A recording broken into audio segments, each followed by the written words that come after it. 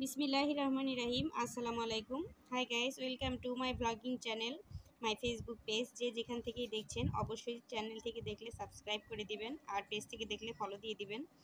তো আজকে আপনাদের সঙ্গে দুর্দান্ত স্বাদের একটি ভর্তার রেসিপি নিয়ে চলে আসলাম। তো এই ভর্তার রেসিপিটি কিভাবে করেছি সেটাই আজকে আপনাদের সঙ্গে শেয়ার করব। তো রেসিপিটি অসাধারণ খেতে, এক নিমেষেই এক প্লেট ভাত শেষ হয়ে যাবে। তো কিভাবে করি চলুন দেখে নিই। তো একটি কড়াই নিয়েছি, দিয়ে দিলাম পরিমাণ মতো তেল। এদিকে পেঁয়াজটাও ঢেলে দিলাম। ও দেখতেই পাচ্ছেন একটি পেঁয়াজ আস্ত আছে, কাটতে ভুলে গেছি। তো পেঁয়াজটাকে নামিয়ে নিচ্ছি। পেঁয়াজটিকে নামিয়ে নিয়ে আমি 1 চামচ লবণ ও হলুদ গুঁড়া আর 7-8টি কাঁচামরিচ দিয়ে নাড়াচাড়া করে পেঁয়াজটিকে ভেজে নিলাম। আর দিয়ে দিচ্ছি তেলাপিয়া মাছ, যে কোনো মাছ চালিয়ে দিতে পারেন। আর দিয়ে দিলাম 1/2 চামচ মরিচের গুঁড়া। লবণটা দিলে পেঁয়াজটা তাড়াতাড়ি ভাজা হয়ে যায়, নরম হয়ে আসে তাড়াতাড়ি। তো এদিকে দেখছেন মাছটা আমি পেঁয়াজের আড়ালে আড়ালে একটু ঢেকে দিয়ে সিদ্ধ করে নিয়েছি। তো এই মাছের ভর্তাটা করতে আপনারা পেঁয়াজটা বেশি দিবেন আর মাছ একটু কম দিবেন। মাছ বেশি হলে কিন্তু খেতে ভালো লাগবে না।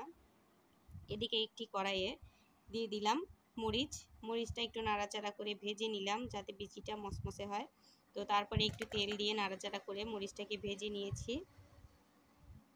এখন আমি নামিয়ে নিচ্ছি মরিচ ভাজাটা। তো এদিকে চলে আসলাম, মাছে অনেক কাঁটা আছে, তো কাঁটাগুলো আমি বেছে নিব, তা না হলে খাওয়ার সময় কাঁটা বাছতে হবে, যেটা একদমই ভালো লাগবে না। তো মরিচটারও বোটা ছাড়িয়ে নিচ্ছি, হাতের সাহায্যে ডলে নিব। শুকনা মরিচটা অন্য কিছু দিয়ে ডলা যায় না, তো এটা হাত দিয়ে করতে হবে। আর যে কোনো ভর্তা হাতে করলে বা পাটায় বেটে করলে অনেক টেস্টি হয়। তো হাতের সাহায্যে একটু ডলে নিচ্ছি। তো চাইলে আপনারা একটু ধনিয়া পাতা অ্যাড করতে পারেন, একটু লেবুর রসও অ্যাড করতে পারেন। তো ধনিয়া পাতা গ্রাম অঞ্চলে সবসময় পাওয়া যায় না, তাই আর অ্যাড করি নাই। তো এই ভর্তার রেসিপিটি আমার বড় ছেলের অনেক পছন্দের একটা রেসিপি। তো আমি যদি এই ভর্তাটা বানাই তার আর কিছুই লাগে না। তো ভর্তাটাও আর পাওয়া যায় না, তাই আমি ভাগ করে দিয়েছি যে যারটা খাবে, তা না হলে একদমই আর পাওয়া যাবে না।